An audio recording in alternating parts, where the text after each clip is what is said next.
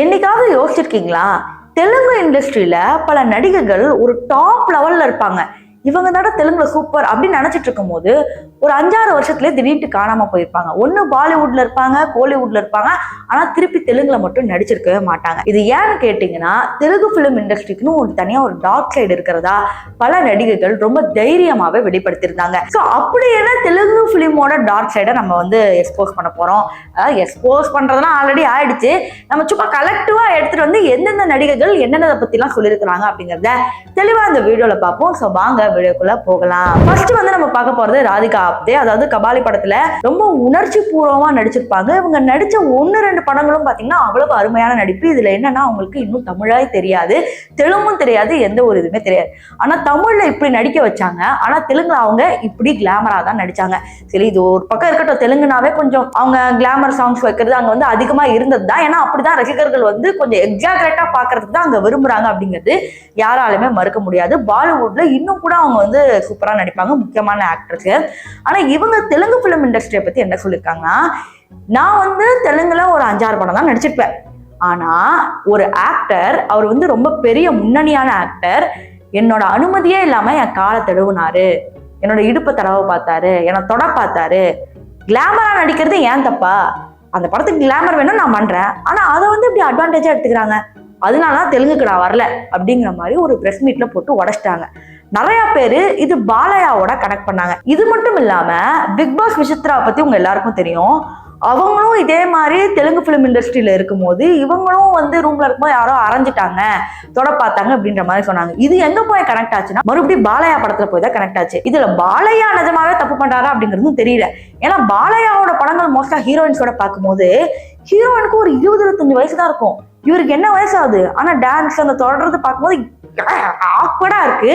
ஆனா அது உண்மையாக்குற மாதிரி இந்த மாதிரி செய்திகளும் வருது. அடுத்து டாப்ஸி ஆரம்பத்துல ஒரு இன்னசென்ட் கேர்ளா, பாவமான கேர்ளா நடிச்சாலும் பாலிவுட்ல அவங்களுக்கு அப்படியே ஒரு சேஞ்ச் ஓவர், வேற மாதிரி நடிக்க ஸ்டார்ட் பண்ணிட்டாங்க. இவங்க தெலுங்குல ஒரு முக்கியமான ஆக்ட்ரஸா இருந்தாங்க. ஆனா அவங்க வெளியே வந்த முக்கியமான ரீசன் என்னன்னா, எங்க கிளாமருக்கு ஒரு பகடைக்காய் மாதிரி யூஸ் பண்ணிக்கிறாங்க. குட்டி குட்டியா ட்ரெஸ்ஸை போட்டு ஆட விடுறாங்க, நடக்க விடுறாங்க. நாங்களும் செஞ்சுட்டோம். ஆனா ஏதாவது ஒரு கேரக்டர் கிடைக்கும்னு தெலுங்கு பிலிம் இண்டஸ்ட்ரியில நான் நம்பி எனக்கு அப்படி ஒண்ணு கிடைச்சதே கிடையாது. சும்மா என் கிளாமருக்கு தான், அந்த ஸ்கின் பலபலன்னு இருக்கிறா, அதுக்கு தான் ரோல் கொடுக்குறானுங்களே தவிர என்னோட நடிப்புக்கு இது வரைக்கும் அங்கீகாரம் கொடுத்ததே கிடையாது அப்படின்னு சொன்னாங்க. ஏன் இதே மாதிரி தமிழ் இண்டஸ்ட்ரியை பத்தி அவங்க பேசல அப்படின்னு கேட்டீங்கன்னா அவங்க பேசல.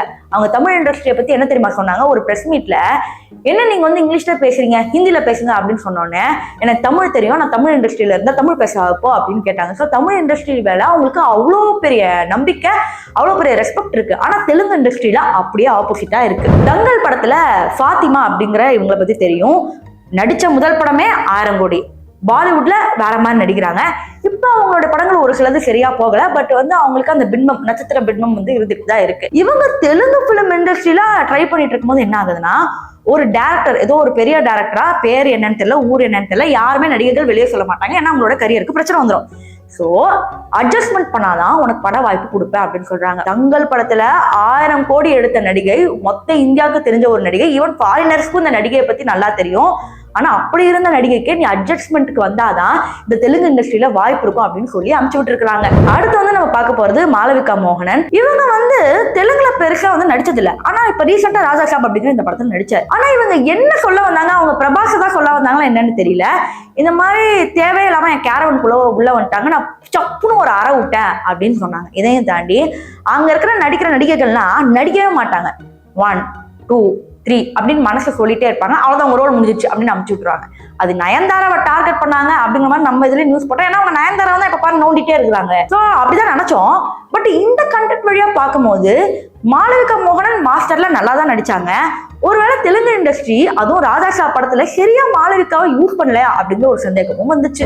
அடுத்து நம்ம ஃபைனலா பார்க்க போறது இலியானா. இலியானா பத்தி சொல்லவே தேவையில்லை. தமிழ்ல அவங்க 2 படம் நடிச்சாங்க, சூப்பரா நடிச்சாங்க. டான்ஸ், பாட்டு, அழகுல அவங்க எதுல குறைச்சலா இருக்காங்க, நடிப்புல குறைச்சலா இருக்கா எதுவுமே கிடையாது. ஆனா அவங்களால தமிழ்ல பெருசா நடிக்க முடியல. ஹிந்திக்கு ஒரே தாவி ஹிந்தியில சூப்பரா நடிச்சு ஒரு பெரிய ஆக்ட்ரஸ் ஆகி அதுக்கப்புறம் கல்யாணம் ஆகி போயிட்டாங்க. ஆனா இவங்க தெலுங்குல எப்படி அனுஷ்கா அந்த காலத்துல இருந்தாங்க அந்த மாதிரி போட்டியா இலியானா அவங்க நயன்தாரா, த்ரிஷாக்கெல்லாம் போட்டியா வந்தவங்க இவங்களோட டான்ஸுக்கெல்லாம். ஆனா ஏன் தெரியுமா இலியானா விட்டு போனாங்க? எங்களை ஒரு செக்ஷுவல் ஆப்ஜெக்ட்ஸ் மாதிரி நடத்துறாங்க. எங்க நடிப்புக்கு ஒரு வாய்ப்பே கொடுக்க மாட்டேங்கிறாங்க. தேவையில்லாம தொடுறாங்க.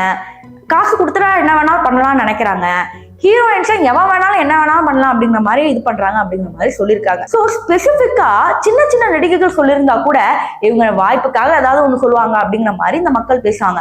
ஆனா இவ்வளோ பெரிய உச்சபட்ச நடிகைகள் முன்னாடி பிரஸ் மீட்ல வந்து பெயர்களை வெளியிடாம இப்படிலாம் பண்றாங்க அப்படின்னு தெலுங்கு பிலிம் இண்டஸ்ட்ரியை பத்தி தைரியமா சொல்லியிருக்காங்க. இதனால என்னவோ இன்னைக்கு வரைக்கும் தெலுங்கு பிலிம் இண்டஸ்ட்ரியில பல நடிகைகள், அதுவும் இங்கே பல பேர் இருக்காங்க, நான் பேர் சொல்ல விரும்பல, பெரிய பெரிய நடிகைகள்லாம் நடிக்கிறாங்களே தவிர சின்ன சின்ன நடிகைகள் அவங்க பாப்புலர் இங்க ஆயிருந்தாலும், தமிழ் இண்டஸ்ட்ரியில பாப்புலர் ஆயிருந்தாலும் அவங்க பாலிவுட்ல தான் தாவணும்னு நினைக்கிறாங்களே தவிர, மலையாள இண்டஸ்ட்ரியில தாவணும்னு நினைக்கிறாங்களே தவிர, தெலுங்கு இண்டஸ்ட்ரியில போறதுக்கு கொஞ்சம் பயப்படுறாங்க அப்படிங்கிறது எனக்கு ஃபீல் ஆச்சு.